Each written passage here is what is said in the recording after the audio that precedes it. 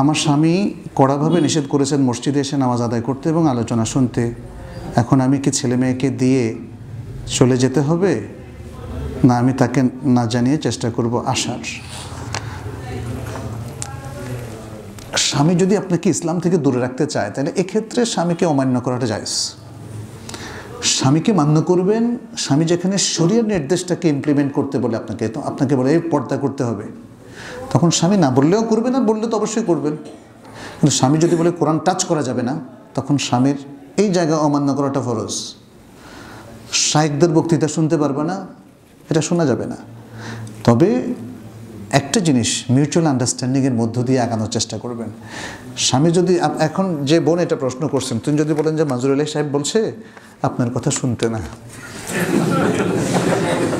তাইলে ওই ভদ্রলোক তো আইসা আমার সাথে লাগালাগি করবে, তাই না? আমি এই পরামর্শ দিচ্ছি না, আমি বরং বলবো যে স্বামী যদি আপনাকে বলে আজকে যাইও না, তাহলে আজকে যায়েন না। কারণ আমি বলেছি যে এ ধরনের প্রোগ্রামে আসা জায়েজ, কিন্তু ওয়াজিব তো না।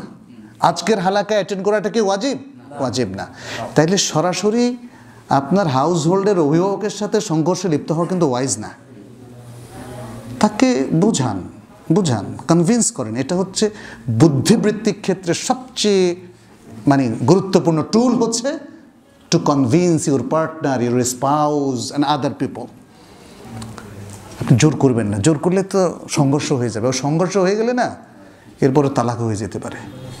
তুমি কিসের মসজিদে যাও, আমার কথাই শোনো না, এটা বলবে। কিন্তু তোমার ইসলাম কি তোমাকে স্বামীর অবাধ্যতা শেখায়? দেখেন, এই প্রশ্নটা কিন্তু চলে আসতে পারে। ফলে আপনাকে ব্যালেন্স করতে হবে। স্বামীকেও যদি আস্তে আস্তে করে দেখেন যে রাজি করানো যায়, সেটা বেস্ট ওয়ে।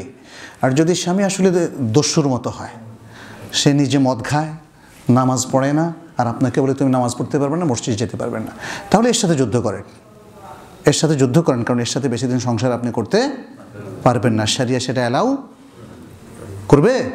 করবে না।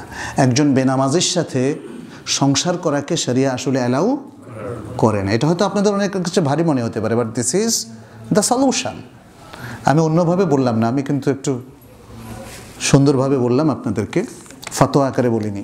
তো সুতরাং আমাদেরকে সেটা মনে রাখতে হবে।